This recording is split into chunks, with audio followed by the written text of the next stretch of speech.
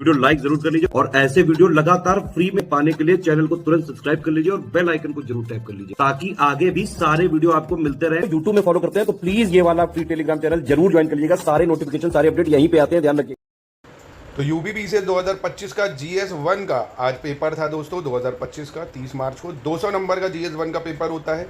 इसमें टोटल 20 प्रश्न आते हैं। 10 प्रश्न जो होते हैं आपको 8 नंबर के देखने को मिलते हैं, यानी 80 नंबर, जिसकी शब्द सीमा है 125। और 10 प्रश्न होते हैं 200 शब्दों के आपको लिखने होते हैं, 12 नंबर के 120। तो 200 का पेपर है और 20 सवाल आपको करने होते हैं। ठीक है, हिंदी, इंग्लिश या उर्दू किसी में भी आप कर सकते हो, पर हाँ, पेपर हिंदी में शुरू करा तो पूरा हिंदी में ही करना है, इंग्लिश में करा तो पूरा इंग्लिश में, मिक्स नहीं चलेगा। तो देखो पहला क्वेश्चन क्या है। स्वतंत्रता पश्चात भारत के एकीकरण में सरदार पटेल की भूमिका का आलोचनात्मक विश्लेषण कीजिए।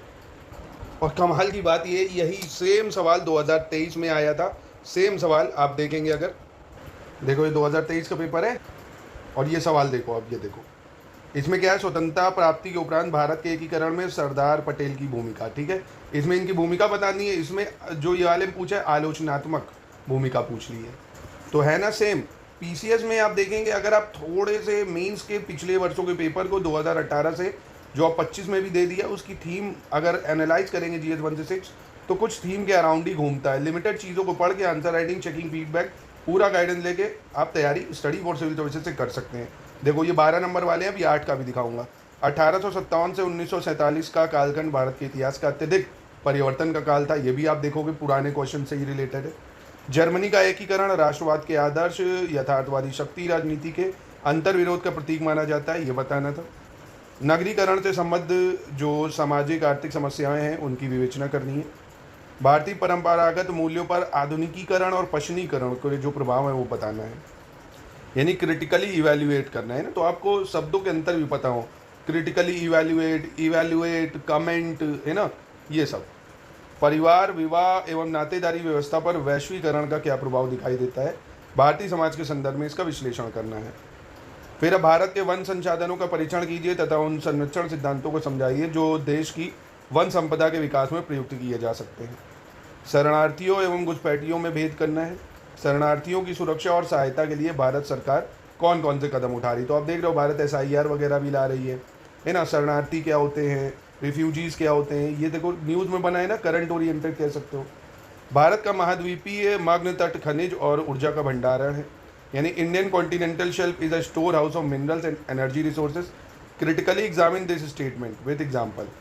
फिर कह रहा है सीमांत और सीमाओं में अंतर स्पष्ट करना है, differentiate between frontier and boundaries and present a detailed account of the type of boundaries given suitable example from Indian subcontinent. बहुत ही आसान है, भारत के जो बॉर्डर कंट्रीज है उनके बारे में बताना। तो ये 12 नंबर वाले सवाल जो 10 हैं काफ़ी आसान आए हुए हैं, मज़ेदार पेपर है।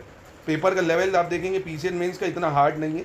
प्री आपने निकाल लिया, मेंस का अगर आंसर राइटिंग जम के करी 3 घंटे पूरा पेपर लिख सकते हैं, तो टू द पॉइंट चीज़ें पढ़ के आप कर लोगे सिलेक्शन। मौर्य काल में कला एवं प्रौद्योगिकी के विकास पर टिप्पणी करनी, ये भी प्रीवियस ईयर ही क्वेश्चन है।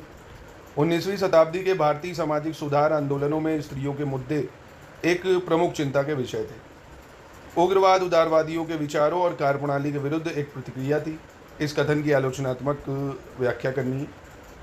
क्या वैश्वीकरण सांस्कृतिक एकीकरण एवं सांस्कृतिक संघर्ष दोनों को अग्रसर करता है? ग्रामीण भारत में विकासात्मक मुद्दों के संदर्भ में निरक्षरता और गरीबी के बीच क्या संबंध है? आधुनिक भारत में क्षेत्रवाद चुनौती एवं अवसर, है ना, जैसे रीजनलिज्म।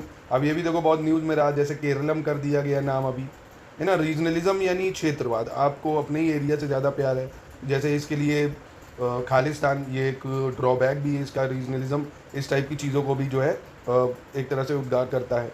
भारत में हिमनदों की प्रकृति में विभिन्नताओं की समीक्षा करनी है। Examine the variation in nature of glaciers. Bharat में मैनग्रूव और प्रवाल भित्ति समुद्री संसाधन प्रबंधन में किस प्रकार योगदान प्रदान करती हैं, कोरल रीफ्स के बारे में और मैनग्रूव्स। चीन भारत सीमा विवाद के उद्भव, विस्तार और निहितार्थ का परीक्षण करना है। मानसून की उत्पत्ति के अभिनव सिद्धांतों का आलोचनात्मक परीक्षण कीजिए तथा मानसून पर एल नीनो के प्रभावों का विवेचन करना है। ठीक है, तो देखो काफ़ी आसान है, लिमिटेड चीज़ें हैं। अगर आप पिछले पेपरों को एनालिसिस करेंगे तो पीसीएस मेंस के कुछ टॉपिक हैं, उन्हीं से सवाल आप देखेंगे पूछे जाते हैं। ठीक है, तो एक बार प्रीवियस ईयर क्वेश्चंस को अच्छे से लगाइए, बाकी तैयारी करने के लिए आप हमारे पेड ग्रुप को ज्वाइन करके पूरी तैयारी कर सकते हैं।